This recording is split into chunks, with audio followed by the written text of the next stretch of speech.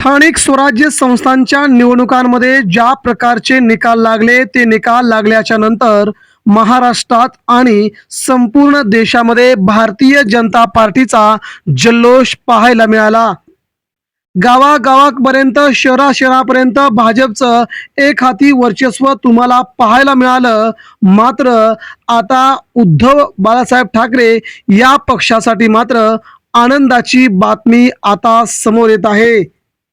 देशाच्या राजकारणामध्ये गेल्या 5 वर्षापासून ज्या प्रकारचं राजकारण खालच्या पातळीवरती गेले त्या राजकारणाचा कंटाळा सर्वसामान्य माणसांना आल्याचं आपण पाहतोय.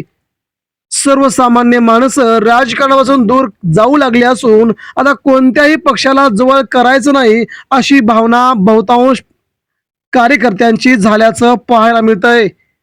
ठाकरेंच्या शिवसैनिकांनी मात्र आपल्या नेत्याला कायम जवळ ठेवायचं. जरी सत्ता नसली, जरी काही पैसा नसला तर देखील आपल्या नेत्याला सोडायचं नाही, हा त्यांनी आपला कार्यक्रम फिट केलाय. त्यामुळे उद्धव बाळासाहेब ठाकरे या पक्षाच्या जल्लोषामध्ये नेमकं काय कारण आहे? दिल्लीसह महाराष्ट्रामध्ये उद्धव ठाकरे यांच्या शिवसेनेला सगळ्यात मोठा दिलासा, उद्धव ठाकरेंचा अखेर मोठा निर्णय. नेमकं काय घडतंय पडद्याच्या पाठीमागे? एकनाथ शिंदेची शिवसेना सत्तेच्या बाहेर फेकून देण्याच्या भाजपच्या हालचाली आणि ठाकरेंना दिल्लीच्या तख्तावरती बसवण्याच्या हालचाली, या सगळ्या घडामोडी महाराष्ट्राच्या दृष्टिकोनातून येत्या 5 मार्च रोजी देशात काय घडणार जाणून घेऊया. देशाच्या राजकारणातील महाराष्ट्रासह दिल्लीमध्ये घडणारी सगळ्यात मोठी राजकीय घडामोड. मित्रांनो, येत्या 5 मार्च रोजी देशामध्ये राज्यसभेच्या निवडणुकांसाठी मतदान होत आहे. या निवडणुकांमध्ये महाराष्ट्रातील 7 राज्यसभेच्या जागा यासाठी मतदान होत आहे. यावेळीच महाराष्ट्राच्या संपूर्ण राजकारणाचा तुम्हाला नवीन प्रारंभ पाहायला मिळेल. शरद पवारांच्या एकूण राजकीय कारकिर्दीचे आता 60 वर्ष पूर्ण झाले आहेत. शरद पवार पुन्हा राज्यसभेवरती जाणार की शरद पवार आपल्या राजकीय संन्यासाकडे वळणार, हे येत्या 5 तारखेला आपल्याला पाहायला मिळेल. उद्धव ठाकरेंच्या शिवसेनेसाठी राज्यसभेची जागा खूप महत्वाची मानली जाते. एकनाथ शिंदेची शिवसेना देखील 2 राज्यसभेच्या जागा लढवण्यासाठी आता आग्रही आहे. तिकडे भाजपा मात्र 5 जागा घेऊन अडली असून आमच्या 5 राज्यसभेच्या जागा निवडून येतील असा भाजपला ठाम विश्वास आहे. दुसरीकडे शरद पवार हे निवडणूक लढवणार की उद्धव ठाकरेंना जागा सोडणार, याकडे सगळ्यांचंच लक्ष लागलंय. एकंदरीत मित्रांनो, उद्धव ठाकरेंनी मात्र आपला मोठा निर्णय घेत देशाच्या राजकारणाकडे आता ठाकरेंचं वर्चस्व, ठाकरेंचं प्लॅनिंग काय असणार हे महाराष्ट्राला, देशाला दाखवून दिलंय. सध्या देशाच्या राजकारणामध्ये राहुल गांधी यांनी मात्र केंद्र सरकारला सळो की पळो करून सोडलंय. काल राहुल गांधी महाराष्ट्राच्या दौऱ्यावरती असताना भारतीय जनता पार्टीच्या काही कार्यकर्त्यांनी त्यांच्या गाडीला काळे झेंडे दाखवले.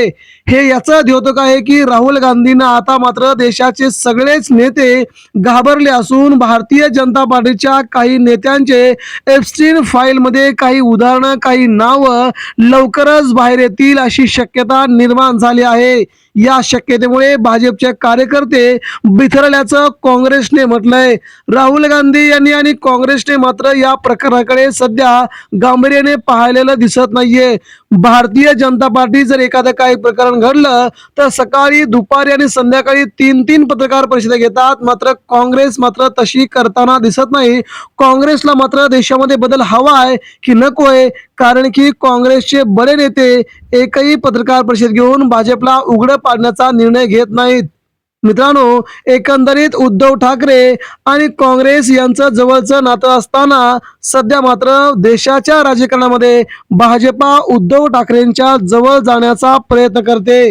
त्याचं एकमेव कारण 5 तारखेला होत असलेल्या निवडणुका आणि राज्यसभेच्या या निवडणुकीवरून देशाचं पुढील 5 वर्षाचं राजकीय धोरण काय असेल, कोणता पक्ष कोणाकडून जाईल, कोणाची युती देशामध्ये आणि राज्यामध्ये होईल, हे 5 मार्चला तुम्हा आम्हाला सर्वांना माहीत पडेल.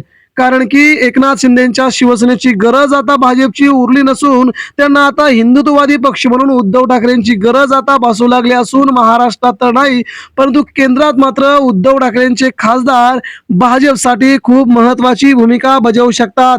यामुळे आता भारतीय जनता पार्टीला वेध लागले आहे ते उद्धव ठाकरे सोबतच्या युतीचे. उद्धव ठाकरे मात्र जोपर्यंत आपला पक्ष आणि आपला शिवसेना पक्ष चिन्ह हे सगळं आपल्या ताब्यात येत नाही तोपर्यंत भाजपचा विचार करणार नाहीत. ही आघाडीची सगळ्यात मोठी बातमी उद्धव ठाकरे यांच्या गोटातून सध्या समजते आहे. आपला पक्ष आणि चिन्ह जर आपल्याला मिळालं तर त्यानंतर मात्र भाजपची सलगी करायला कोणत्याही प्रकारची अडचण नसल्याचं शिवसेनेच्या वतीनं सांगण्यात येत आहे. तेव्हा मात्र एकनाथ शिंदेची शिवसेना कुठे असेल हा त्यांना तपासही लागणार नाही, कारण की सगळे कार्यकर्ते आणि नेते पुन्हा एकदा आपली उद्धव ठाकरेंच्या बाजूने ओढतील अशी शक्यता आहे. त्यामुळे उद्धव ठाकरेंच्या गोटात सध्या आनंदाचं वातावरण असून उद्धव ठाकरेंना मोठा दिलासा तर एकनाथ शिंदेच्या शिवसेनेला मात्र सगळ्यात मोठं अपयश मिळताना आगामी काळ दिसेल. हीच महाराष्ट्राच्या राजकारणातील या घडीची सगळ्यात मोठी बातमी असेल.